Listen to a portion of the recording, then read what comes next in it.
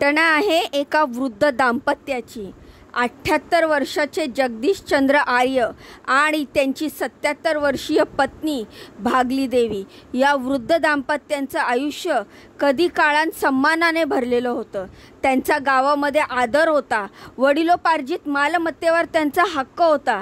त्यांचा एक मुलगा मोठ्या हुद्द्यावर होता आणि नातू तर थेट हरियाणा केडरच्या परीक्षणार्थी IAS अधिकारी होता। मात्र आज या वृद्ध दाम्पत्याचं घरात काहीच शिल्लक नव्हतं, ना माणसाचं प्रेम, ना नात्यांची ऊब आणि ना अन्नाचा घास। जगदीशचंद्र आर्य मूळचे गोपी परिसरातील रहिवासी होते। साधं प्रामाणिक आयुष्य जगणारे, शिक्षणावर भर देणारे आणि समाजात आदर मिळवणारे। त्यांचा मोठा मुलगा खूप मेहनती होता, व्यवसायामध्ये जम बसवला त्याने आणि नंतर बद्रा इथे 30 कोटीची मालमत्ता उभी केली।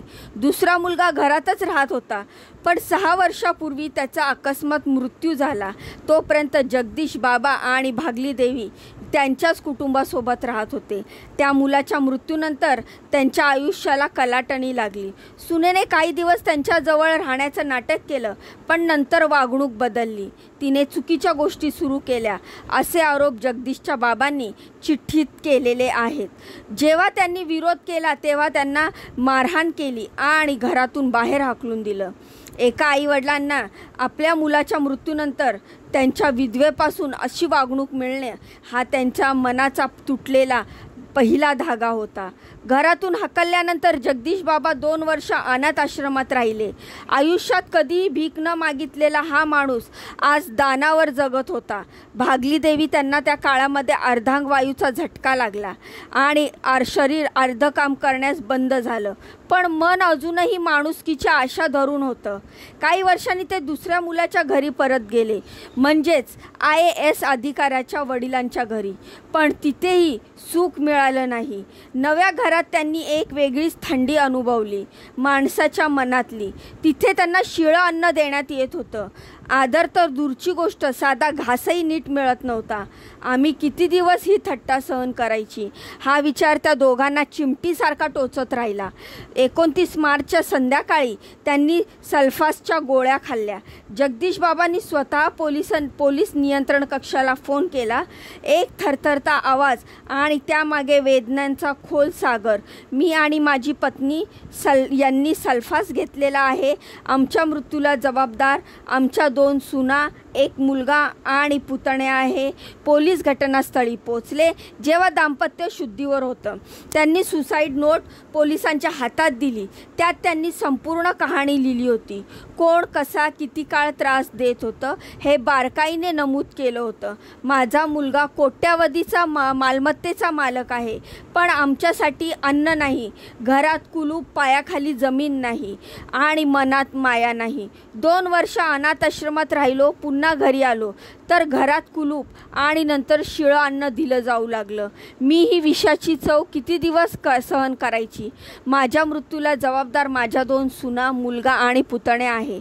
त्यांचं माफ करणं म्हणजे माणुसकीचा अपमान आहे। माझ्याकडे 2 FD आहेत आणि एक दुकान आहे। मी आर्य समाज बंद्रा यांना ते द्यावं असं पोलिसांना तातडीने सांगितलं। पोलिसांनी त्यांना तातडीने खाजगी रुग्णालयात दाखल केलं। तिथून प्रकृती गंभीर पाहून त्यांना दादरी सिव्हिल हॉस्पिटलमध्ये हलवलं। डॉक्टरांनी प्रयत्न केले, पण वय, विषप्राशनाचं प्रमाण आणि मानसिक थकवा या सर्व गोष्टींनी त्यांना थांबवलं। देवींनी पहिल्यांदा प्राण सोडले आणि काही तासांनी जगदीश बाबाही गेले। या घटनेनंतर पोलिसांनी 2 सुना, मुलगा वीरेंद्र आणि पुतण्या विरोधात FIR दाखल केलाय। DSP वीरेंद्र शेवरन यांनी स्पष्ट केलं की सुसाईड नोटमध्ये चौघांच्या नावानं थेट आरोप आहेत, त्यामुळे तपास सुरू आहे। मुलगा वीरेंद्रने माध्यमांसमोर दिलेल्या वक्तव्यात सांगितलं, आई वडील आजारी होते त्यामुळे त्यांनी हे पाऊल उचललं। मात्र सुसाईड नोटमध्ये अशा प्रकारचं कारण कुठेही दिलेलं नव्हतं। तिथे फक्त उपेक्षा, दुर्लक्ष आणि अत्याचाराचा उल्लेख होता। 2031 पर्यंत भारतात वृद्धांची संख्या 19 कोटीवर जाणार आहे आणि त्या संख्याबाबत तो वाढणाऱ्या आहेत। या जगदीश बाबांसारख्या दुःखी कहाण्या देशभरात 750हून अधिक वृद्धाश्रमे आहेत। याचा अर्थ काय तर कुटुंबांनी माणूसपण गमावलंय। वृद्धांना त्यांच्या हक्काचं स्थान समाजात नाही आहे का? जगदीशचर्य आर्य यांनी चिठ्ठीत लिहिलेलं होतं, माझा ऐकणाऱ्यांनी कृपया त्यांच्या पालकांवर अशी क्रूरता करू नये आणि सरकारने शिक्षा केली तर माझ्या आत्म्याला शांती मिळेल। ते आता नाही आहेत, पण त्याच्या मृत्यूच्या मागे एक प्रश्न जिवंत आहे, पण आपल्या आई वडिलांसोबत असे का वागतो? त्या घरात IAS अधिकारी घडतो पण त्याचे आजोबा उपासमारीत मरतात। हे आपण सगळ्यांनीच विचार करण्यासारखं आहे। या घटनेतून आपण काय शिकावं? जगदीशचंद्र आर्य आणि त्यांच्या पत्नीच्या आत्महत्येने समाजामध्ये एक मोठा आणि कटूस घडा दिलाय। वृद्धपकाळातील उपेक्षा, तिरस्कार आणि माणुसकीचा मृत्यू। एखाद्या घरात IAS अधिकारी घडू शकतो, कोट्यावधीची मालमत्ता असू शकते, पण त्याच घरात आजी आजोबांना शिळं अन्न मिळणं, मारहाण होणं आणि शेवटी विष प्राशनानं करावं लागणं हे केवळ कुटुंबाचंच नाही तर संपूर्ण समाजाचं अपयश आहे। ही घटना आपल्याला सांगते की आर्थिक प्रगती किंवा सामाजिक प्रतिष्ठा ही माणुसकीची जागा घेऊ शकत नाही। आपण वृद्धांना ज्या प्रकारे वागवतो त्यावरून आपल्या संस्कृतीची खरी परीक्षा होते। ही आत्महत्या केवळ 2 जीवांचा शेवट नाही तर आपल्या समाजातील वृद्धाविषयी असलेला असंवेदनशीलतेचा आरसा प्रतिबिंब आहे। प्रत्येक कुटुंब, प्रत्येक माणसाने स्वतःला प्रश्न विचारायला हवा, आपण वडीलधाऱ्यांच्या वाट्याला प्रेम, सन्मान आणि सुरक्षितता देतो का? कारण जर आपण असं करणार नाही तर पुढचा जगदीश बाबा आपल्या घरातूनही उठू शकतो। ही घटना ऐकून याविषयी आपल्याला काय वाटते कमेंटच्या माध्यमातून नक्की सांगा।